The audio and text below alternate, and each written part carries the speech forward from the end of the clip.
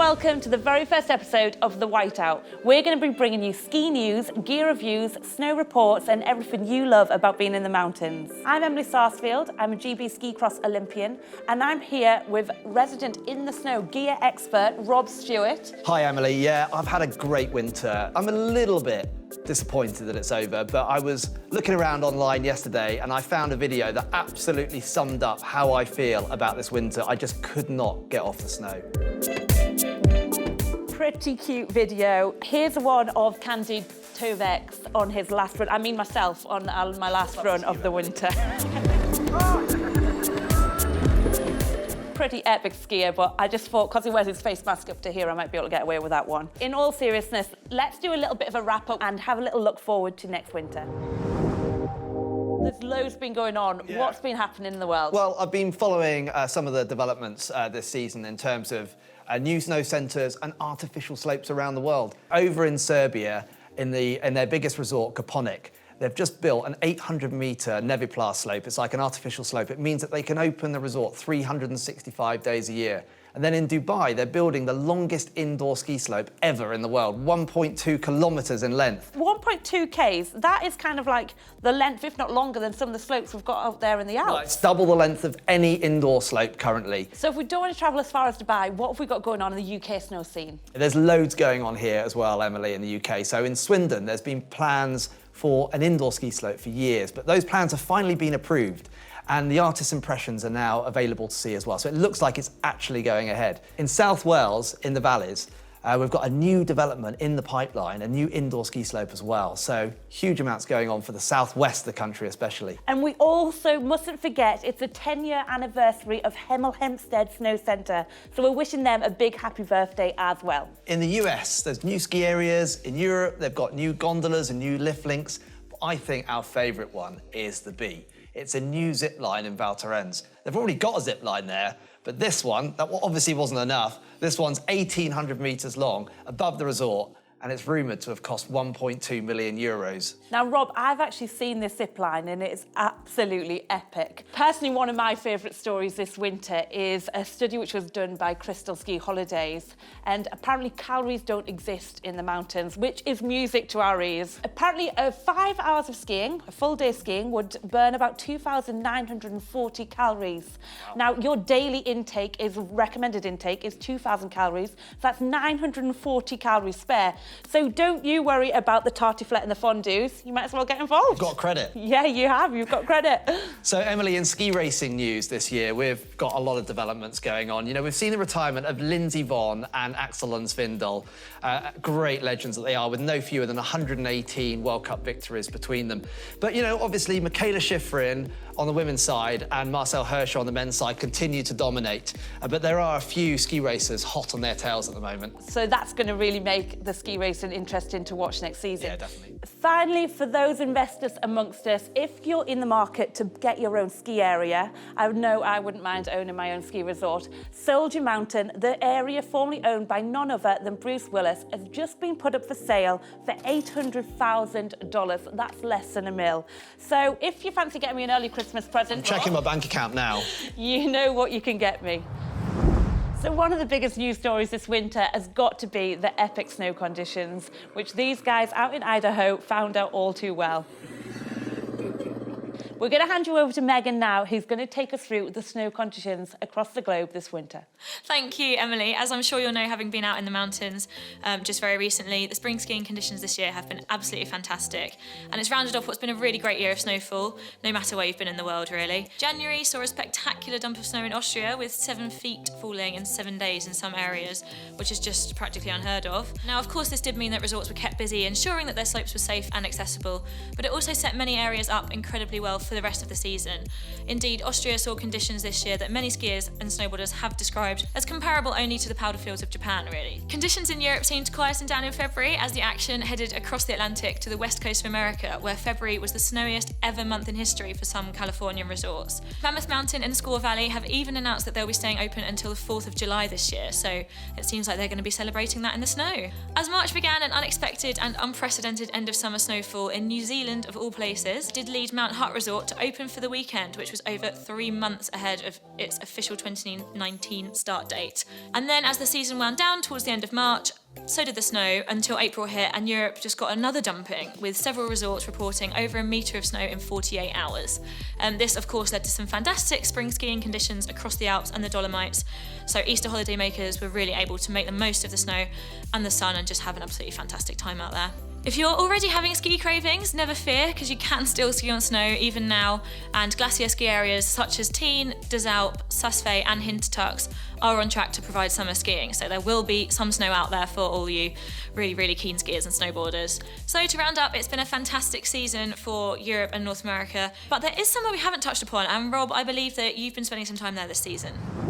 Yeah, I was lucky enough to visit the country of Georgia this winter. It's an amazing place. It borders Russia, Azerbaijan, Armenia and Turkey, and there's also a Black Sea coastline there as well. It's an incredible country. I went to Tbilisi, which is the capital. It's a really cool city. It's got loads of hipster bars and restaurants. It's really up and coming. But just 2 hours drive from Tbilisi is the resort of Gdari. It's really established. It's been there for years and years now, but they've put some investment in recently. New lifts, new gondolas have gone in this winter. So you could almost do a city break in Tbilisi and combine that with a ski trip to Gdari as well. Even more interestingly, especially if you're into off-piste skiing, is the region of Svaneti. The valley is amazing, huge mountains. It looks a little bit like the Chamonix Valley. Big mountains over 5,000 metres high there as well.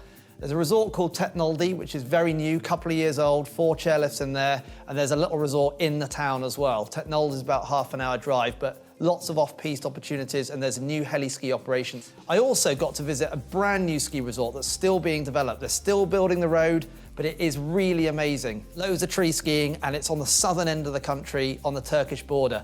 It's about 3 hours drive from the Black Sea resort of Batumi, which in itself is a pretty cool place. You could combine a beach holiday in Batumi with a ski holiday to Gdańsk as well. So Georgia, fantastic food, amazing wine. They make their own wine there, oldest winemaking country in the world. I absolutely loved the experience I had there, and I'll definitely be going back.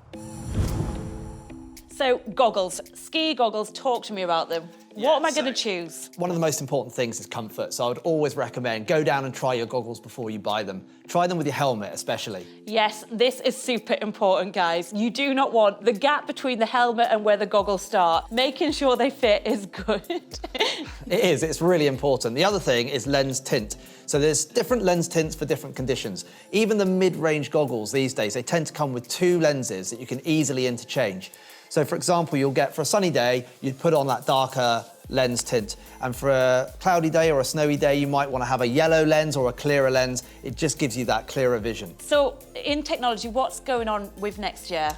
Well, I'm really lucky to be able to go to a trade show, a huge trade show in Munich in February, and look at all the new stuff that's coming through for next winter. I picked up a couple of things this year on the goggle side. This one is it's from Smith, goggle manufacturer Smith. It's called the 4D Mag.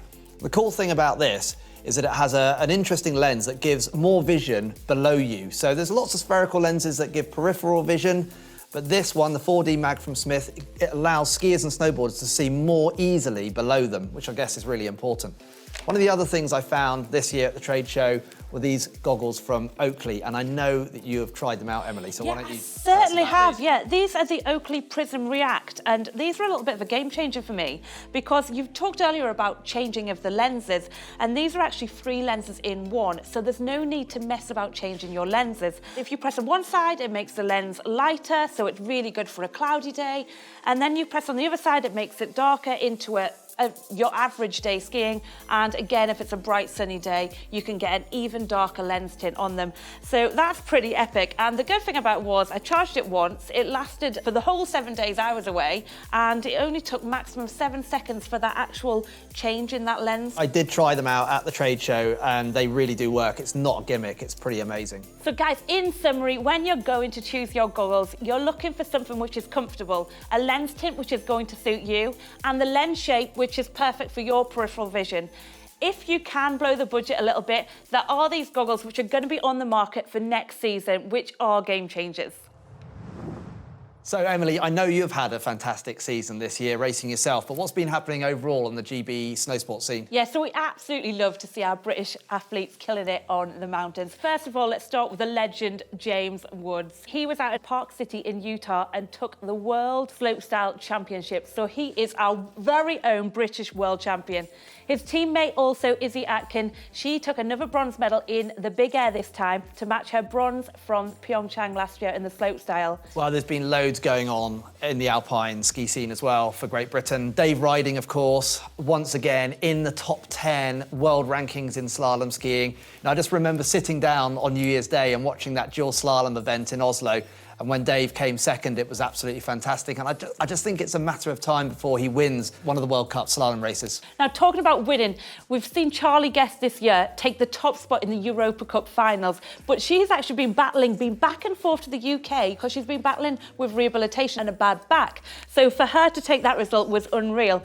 Also in Europa Cup finals, we had 5 medals from our moguls team. So it's amazing to see them up-and-coming athletes as well.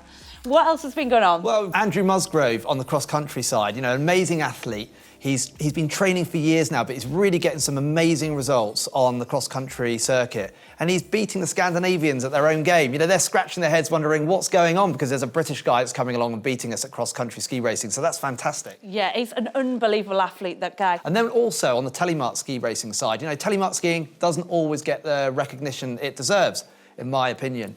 And Jasmine Taylor, she's been racing now for years, but she's getting some fantastic results and podium positions in both World Cup and World Championship ski races. Now, we mustn't forget our para-athletes who, I mean, they've been absolutely smashing it from Pyeongchang last year, and it's not stopped. Menna and Jen took home yet another 2 World Cup globes in the speed events. And Owen Pick, who's one of our snowboard athletes, he was in the bank slalom and took a silver medal in the World Para Championships. So it's amazing to see all this talent, and I can't wait to see what's going to happen next season. Yeah, I can't wait till next season. It's going to be amazing.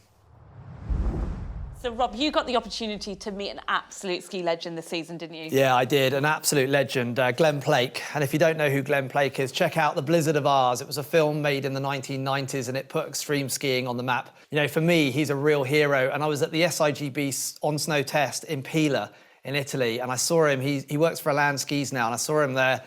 And I ended up going skiing with him, which was absolutely incredible. It was a real dream come true. And you know, to be skiing with your hero, looking behind you, and he's on my tail. Right, no, Rob, so looking behind you, so you're saying that you're faster than Glenn Plake? Well, I'm not saying that, but he was following me around the mountain, and honestly, I had to pinch myself. It was absolutely amazing. And after that ski, Emily, I got the chance to interview him as well. Glenn, how are you doing? I'm great, man. It was just so much fun to go skiing with you. What's next? We were chatting on the chat about all sorts of things. They say everything comes in circles, and I know you have some in your background. I got a lot in mind. I want mogul skiing to come back. I want social mogul skiing. Not World Cup, not Olympics. Good old-fashioned hanging out on the bump run with a bunch of friends on a hot spring day, enjoying ourselves. So maybe we should start talking about designing some new mogul skis. Sounds good to me, Glenn. As long as I get an invite for your first party No on the problem, slopes, no I'm there. problem. Yeah. Here's a little bit of workout inspo from Canadian snowboarder Sébastien Touton. Have you seen this, Rob? No, I haven't. Right, check this out. Wow. Pretty good setup, huh? Do you do this, Emily? Yeah, we do this little bit in our off-season training and stuff, just for balance and stuff. Do you fancy giving that one a go? No. Leave that to the pros, huh? I could do the juggling bit. Oh, well, I'm out when it comes to juggling. Yeah! We've all had an awesome season enjoying the snow. From cows, a little bit tough, to dogs, pretty cute, and everyone in between. If you fancy sharing any of your highlights with us, or if you've got any questions you'd like us to cover on next season's episodes, make sure you comment below or send us an email at hello@inthesnow.com. We'd love to hear from you, and we'll see you again next season. See you next winter.